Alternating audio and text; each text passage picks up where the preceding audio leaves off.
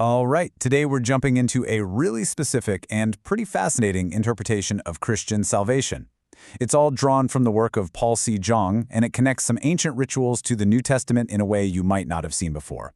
We're going to break down the core arguments step by step. So let's dive right in. To get us started, let's chew on a question that's right at the heart of this whole thing.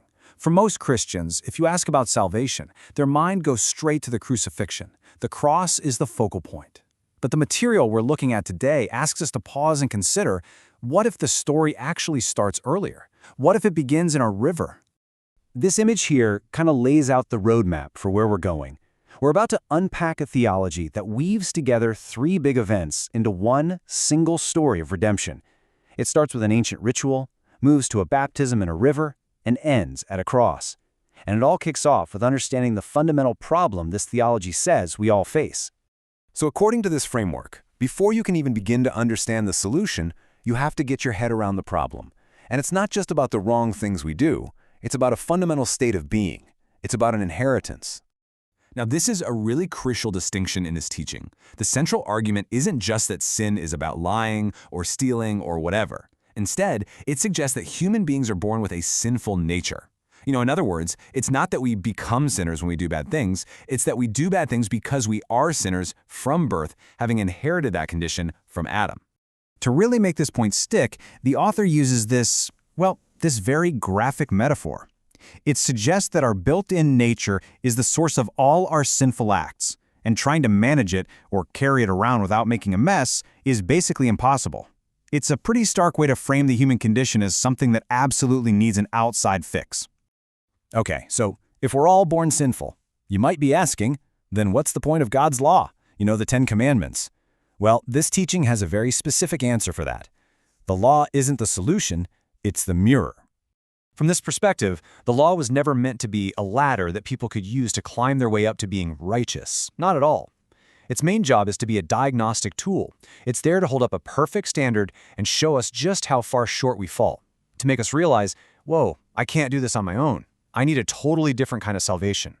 And this image, it just captures that idea perfectly. You have the law, the book, and it's holding humanity accountable. It reflects back our sinful state and shows us the ultimate consequence laid out in the scriptures: judgment. So the law shows you the problem in crystal clear detail, but it doesn't give you the way out. For that, we have to turn to the solution. And here we go. We've arrived at the very core of the argument, the solution. And from this viewpoint, redemption isn't a single event. It's a two-part process. Now, to understand the first step, we have to rewind all the way back to the Old Testament. This theology puts a huge amount of weight on this ancient ritual called the laying on of hands. On the Day of Atonement, the high priest would literally place his hands on a goat, and that physical act was understood to transfer all the sins of the people onto that animal. And right here, this is the linchpin. This is the central connection that holds the whole argument together. This theology claims that the Old Testament ritual was a shadow, like a direct preview of what was to come. And in this view, John the Baptist, being a descendant of a priestly line, performs the ultimate laying on of hands when he baptizes Jesus, perfectly fulfilling that ancient model. So let's just lay it out nice and clear. It's a two-step process. Step 1 is the baptism, where all the world's sin is transferred onto Jesus. Step 2 is the cross, where that transferred sin is judged and paid for. The author argues that you absolutely cannot separate these two events. They're two halves of the same whole. This illustration here is trying to capture that exact moment of transfer. The idea is that at the baptism, Jesus didn't just show solidarity with humanity. In this view, he literally took upon himself every single sin ever committed and every sin that ever will be committed. All of it passed to him in that moment. And as biblical proof, the author points directly to this declaration from John the Baptist. Now, the timing here is absolutely critical. John says this the day after the baptism.